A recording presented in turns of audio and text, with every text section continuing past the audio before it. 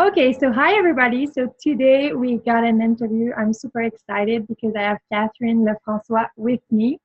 So Kathryn is a friend of mine and she's also an equine sports therapist, but she's way more than that. So Kathryn, I have a bachelor's degree in equine business management and a master of equine science specializing in therapy and rehabilitation. So today I have a bunch of questions for her. So I want to start it right now so we don't lose any time. So at first, Catherine, I would like you to tell me more about yourself. So who are you and what is your background? All right. Hi, Marie-Sophie. I'm Kathryn. Thank you for inviting me here to interview. And I hope the listeners enjoy your process and what you've been inventing with the Facebook group and everything. So basically, I call myself an equine sports therapist. Here in Canada, we don't actually have title qualifications to really encompass what I do, but that's basically what I've chosen as a title. So yeah, I have a bachelor's degree from the University of Guelph in Ontario, which basically looks at equine science, agriculture, and business management and merges all three of those topics into a degree. And then I pursued a master's in equine science at Hartford University, which is in England, which was a 2-year master's condensed into one. And there at the same time, I did a graduate assistantship position, which is where you work 11 to 20 hours a week at the therapy center on campus, which is where I really got into therapy and got to really practice a lot of what I was learning, and made me want to work in that field further and eventually, hopefully, in a greater capacity than what I do right now. So basically right now I work on the road. So I work with a company in Quebec, Canada, which is just south of Montreal. It's called Service Vétérinaire Ambulatoire Équivette. So I work with 2 veterinarians and I'm basically their sports therapist. One of my vets is a chiro, so she refers a lot of her cases to me. And then depends on the horse, but I basically I build rehab programs or conditioning programs depending on what the horse needs to work on. So whether it's a horse coming back from front limb tendonitis or just a horse with poor performance issues, then I can work through those things with various exercises to try and get the horse back to his pre-injury capabilities or to improve overall conditioning and performance depending on what the client is looking to achieve with their horse. Yes, awesome. So because you're so, oh my God, my voice, because you're so different than other equine sport therapists, I would like you to tell us a little bit more about what you're doing. Like, what is a little bit of your process when you're working with a client? Because I know that people, maybe when we say equine sport therapist, they think about equine massage therapist or things like that, but it's not necessarily what you are doing. And how you work is not something that we see often. So I would like you to just explain a little bit more what you're doing. Okay. That's true. I didn't really explain that very well. Basically, I'm not a manual therapist, so I do absolutely no manual therapies.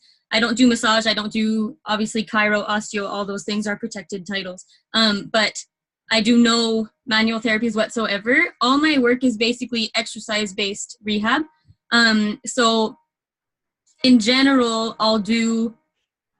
if I look kind of at all the different categories that I can work on, I'll work on proprioception, rebuilding neuromuscular pathways, and basically biomechanics retraining. So showing a horse how to better move and use their body in order to be more metabolically efficient and be safer. So basically just not put their body through so much strain by being more efficient as a mover.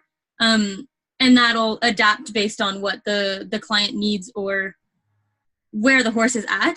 Do you want me to kind of go through my process of like a first evaluation sort of, or Yes, why not? Seriously, it's so interesting. Like, yeah, sure, just go ahead. Okay. Basically, when I see a horse for the first time, so say my chiro has adjusted a horse, and through her evaluations, she's seen that there's probably the way that he's moving is what's causing a lot of his issues in his body. So she'll transfer him to me, and then I'll basically do a kind of like a lameness exam, but it's not a lameness exam because I'm not a veterinarian. But I basically just assess how the horse moves. Is he being efficient biomechanically? Is he stiffer to one side than another? Is he not tracking up as much on one side or another? So I look at him in a straight line from the side, from the back, from the front, and on a lunge line in both directions. Ideally walk, trot, canter, but obviously if I have a rehab case that's not even trotting yet, I just work on the walk. And it's it's just visual. So I just look at the horse's movement symmetry. Basically. But then I'll also, on the ground, statically, I'll look at just muscle distribution. Does he have any asymmetrical muscle atrophy, or just specific areas on his body that aren't muscled properly, that can kind of tell me why he's moving in a certain way, or what isn't working when he's ridden, or what's restraining the horse and the rider from progressing, or whatever.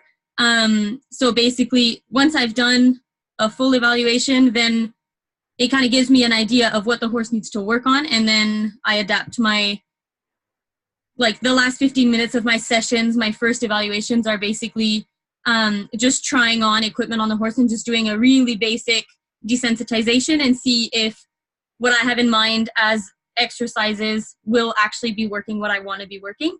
And then I leave and I write up a rehab plan basically for a month, week by week, with daily exercises to do, and exercises that either I carry out myself once a week or twice a week, or that the owner does and I reevaluate again further on. Most of my clients I work myself once or twice a week, and then the clients have homework, stretches, different exercises to do under saddle while I'm not there, to complement kind of the work that I'm doing. Awesome. Okay, thank you so much. Okay, so one thing that I want to talk about is, what is the most common problem that you have in your assessment? Like, what is always coming back, and that maybe people on this group could have with their horses? I think the most common cause of a lot of injuries or poor performance issues is poor biomechanics. So a lot of horses don't use their hind end properly and their lower back and their pelvis properly. And the way that it'll affect that horse negatively will change on a horse by horse basis. So some horses have weak stifles, and their stifles, I don't remember the word in English, but when à la rotule à lâche, là, dans le fond. La patella? Oui, le terme de quand ça lâche, je me souviens plus, mais basically weak stifles. When it looks like they're tripping up on the hind end and the stifle kind of, like the patella slips out and comes back. Some horses will get recurring tendonitis on the front legs. It really varies, but oftentimes, not oftentimes, I can't speculate that the cause of those issues for any horse is poor biomechanics, but a lot of horses that come back from injury and are back into progressive rehab, progressive training, that's usually what needs to be worked on the most. Because you do notice that a lot of horses are working on their forehand because their hind end isn't equipped to flex properly and load properly to take the load off the front legs. And then that can manifest itself in different ways biomechanically, basically. Awesome. I'm so happy because we don't really work together, but we have shared I would have answered the same things. That's amazing. So, okay, perfect. So do you have any tips that you can share with us that people in this group can use, can try, and that people will have result with it? And we are talking about short-term result or maybe long-term, depending on what you want to share with us. But if you have any tips, that would be awesome. Okay. Yeah, basically, um, the most important thing to work on any horses, in my opinion, is muscling the hind end and finding a way to make the back and the abs work properly. So you want a horse to lift his back, flex his pelvis, so he can like translate the energy from his hind end forward to through his back and to his neck. So basically, one of the exercises I use with almost every single one of my horses is pole work. It sounds really basic, but it is so vital to muscling a horse's hind end properly. That being said, it is very easy to do it wrong. So you have to be careful when you're doing any kind of pole exercise that your horse isn't rushing through that exercise. If a horse is rushing through and extending his back, it's doing absolutely the opposite of what we want to be achieving. So you need to make sure that a horse is taking its time over the poles. To do that, you need to make sure that the spacing is okay for them. If they seem to be rushing through because they're trying to overstretch because they can't reach the poles that you've done, you have to shorten them up. Shorten them up to make it easier for the horse to be calculated in his movements. Walking, like a lot of people, obviously everybody does some form of pole work at some point in their riding career, but often people feel like it's either to help the horse learn how to extend or to just to get him to know where his feet are. But you can use it in a massive amount, like massive variety of like organizations. Like you can do 3 pulls, 4 pulls, 5 pulls, 6 pulls. You can raise them. You can have them on the ground. You can alternate the height. You can do so much with it that you really teach the horse to work properly. When you're going through pulls, you want to be sure that the horse is taking his time. So you want to feel or see, depending on whether you're on the horse or on the ground, a moment of suspension where the horse is really pushing himself through instead of pulling himself through with his front legs. It's hard to explain quickly like that, but basically, if the horse is taking his time, then he's loading his hind end, and that's what's pushing him forward through the poles. And then once a horse can do them properly on the ground, which is slow, calculated, then you can raise them. So you can have 5 pulls in a row and raise opposite sides so that the horse has to flex a hind limb more than the other and vary throughout the one exercise, which really works on their proprioception, which is basically body awareness, feet awareness, making sure that they know where their feet are and how they're being efficient in moving them. And then eventually you can raise them all, or I like to do gymnastics type work with the pulls where I'll have 2 in the center that are raised on both sides, and then the next 2 are raised only on one side, and the last are on the ground. So it works kind of as a pyramid as the horse works through it. Or I'll often do 4 pulls on one length of my arena, and I'll have 2 canter pulls, and I'll alternate between doing some canter pulls, a trot transition, and trot pulls. Other than using them to muscle the horse properly and show him how to load his hind end properly, it's really great just for working on your transitions as well. So you can use walk length pulls or trot length pulls and do your transitions before and after. So if your horse has trouble with downward transitions because he falls and just loses his muscle tone when he goes down in a transition, which we'll often call kind of laziness, but that the suspension phase in between, let's say the trot and the walk is actually physically demanding. So if a horse is falling through and dying, say, in a transition, oftentimes it's just the extra loading to slow down is actually quite demanding muscularly. So some horses just need to work on that. It's not necessarily laziness. So you can do your trot to walk transition directly in front of 4 walking pulls, and then the horse has to keep his rhythm going and has to keep himself active and keep picking up his feet. And so that helps them transition properly and then learn to, have better quality downward transitions for when they're not doing pole work. And you can do the same thing if a horse has trouble picking up and trotting or cantering. You can do it over a pull, or ask for the trot just a couple strides before 4 trot pulls. And then your horse has to automatically, okay, I'm trotting, but I'm moving, I'm going, I'm working. It helps clean up your transitions a little bit, which is something that I think a lot of people have difficulty with mostly downward transitions. Horses tend to just flop. But then you can use them in both capacities, basically. I'll often have a variety of trot poles, walk poles, and canter poles set up so I can kind of alternate, and I just go around the arena wherever those poles are based on what I want to work on, basically. That's amazing. And it's kind of looks so simple, but those simple tips are really the key to have a better performance, seriously.